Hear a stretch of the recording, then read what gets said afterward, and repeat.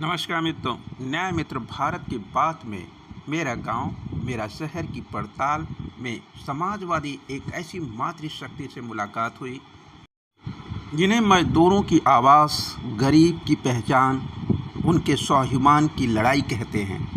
वो हैं पूनम श्रीवास्तव, उत्तर प्रदेश समाजवादी पार्टी उपाध्यक्ष, मजदूर सभा की आन मान शान पूनम श्रीवास्तव। आइए उनके विचारों से अवगत होते हैं, उनकी क्रांतिकारी सोच से अवगत होते हैं कि वो क्या सोचते हैं। नमस्कार मैडम। नमस्कार। आपकी कल मीटिंग हुई थी प्रदेश स्तर पर, और तो थोड़ा उसके बारे में प्रकाश डालें कि क्या क्या मीटिंग हुई थी, क्या एजेंडा था और क्या आगे के लिए आप लोगों का कार्यक्रम है। कल समाजवादी मजदूर सभा की मासिक बैठक हुई थी। मजदूर सभा संगठन की 17 सूत्री मांग थी। अच्छा। और हम लोग 17 एजेंडे पे काम कर रहे हैं। अच्छा।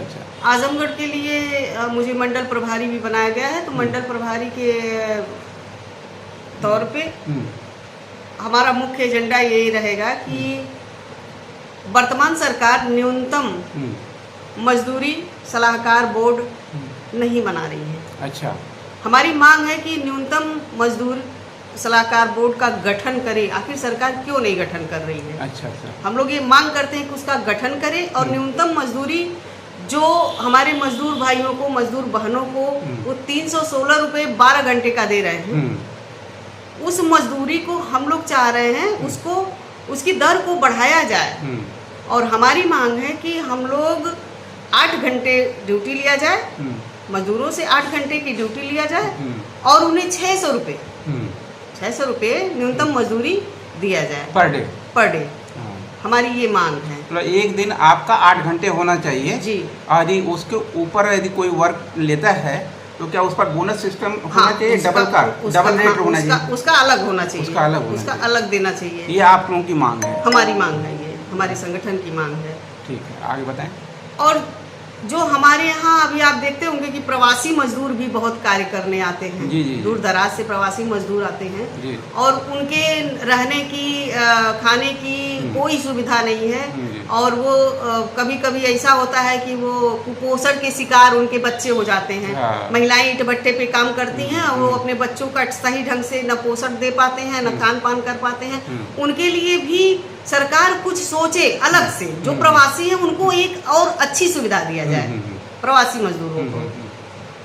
तीसरी मांग ये थी कि हमारे जो मजदूर, कामगार मजदूर हैं, काम करते वक्त दुर्घटना, बस कोई दुर्घटना हो जाती है उनके साथ, तो उनका बीमा किया जाए।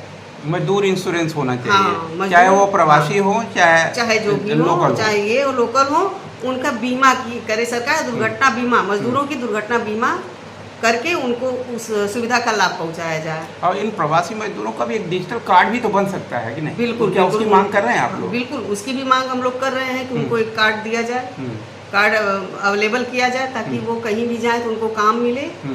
ये एजेंडा में हमारी जो आशा वर्कर हैं, आउटसोर्सिंग जो काम स्कीम वर्कर हैं, महिलाएं, मिड डे मील, रसोइया, आंगनबाड़ी, शिक्षा मित्र आदि को मानदेय की जगह न्यूनतम वेतन दिया जाए और उन्हें राज्य कर्मचारी घोषित किया जाए। एक ये भी मुद्दा हम लोगों का है, बड़ा मुद्दा है।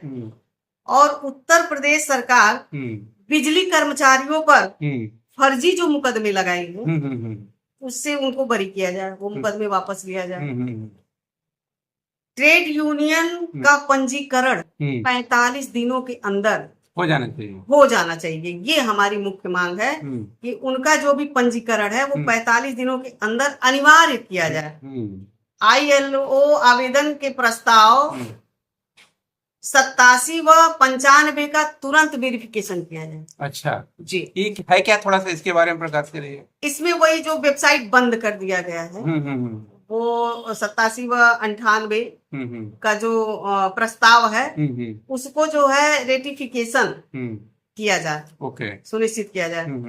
होटल व रेस्टोरेंट में जो बाल श्रमिक काम करते हैं उनका भी हम लोगों ने मुद्दा उठाया है। बाल श्रमिक पहली बात तो काम न करें, क्योंकि जो मजदूर है, क्या जरूरी है कि मजदूर का बच्चा मजदूरी ही करे? हाँ, उसके रिहेबिलिटेशन की व्यवस्था होनी चाहिए। उसके लिए भी, और उसके अच्छी शिक्षा की व्यवस्था करने। हाँ, वही। और जो मजदूर अगर अच्छी मजदूरी पाएगा तो वो अपने बच्चों को पढ़ाएगा, मजदूरी के लिए नहीं भेजेगा। बिल्कुल। तो जो ये श्रम कानून अपराध नियंत्रण बोर्ड की तरफ से बनाया गया है कि जो 14 साल से कम के बच्चे हैं, जो बाल श्रमिक हैं, उनको एकदम मुक्त कराया जाए। एक अभियान के तहत हम लोग मुक्त कराने का अभियान चलाएंगे। उत्तर प्रदेश सरकार जो भी WBOC बोर्ड की अन्य साइट को तुरंत खोले। ये साइट जो है बंद है, श्रम को, हाँ बंद है। WBOC जो साइट है वो बंद है। उत्तर प्रदेश सरकार से हम लोग यही अनुरोध करते हैं कि उस वेबसाइट को खोला जाए ताकि हमारे मजदूरों का पंजीकरण हो और उनका पंजीकरण करने के बाद उसका लाभ हम लोग उनको पहुंचाएं। ठीक है, जब तक उनका पंजीकरण नहीं करेंगे, उनको पहचान नहीं करेंगे, तब तक उनको लाभ कैसे दोगे? लाभ नहीं होगा। तो और कोई मुद्दा इसके अलावा? मुद्दा सर, हम लोग अगर हमारी मांग नहीं मानी जाएगी, पहली बार 17 सूत्री मांग है, अगर नहीं मानी जाएगी तो हम लोग सड़क पर उतरेंगे, आंदोलन करेंगे, मजदूरों की लड़ाई लड़ेंगे। मजदूरों के लिए हम लोग हर तरह से आंदोलन करने के लिए तत्पर हैं। तो आपके इस कार्यक्रम में कौन कौन लोग हाजिर थे? जी, हमारे कार्यक्रम में पूर्व कैबिनेट मंत्री आदरणीय रविदास मल्होत्रा जी, अच्छा, और राज्यपाल कश्यप जी, तथा युवजन सभा के अरविंद गिरी जी मौजूद थे। और हमारे कार्यक्रम की अध्यक्षता हमारे प्रदेश अध्यक्ष धनीलाल श्रमिक जी के देखरेख में संपन्न हुआ।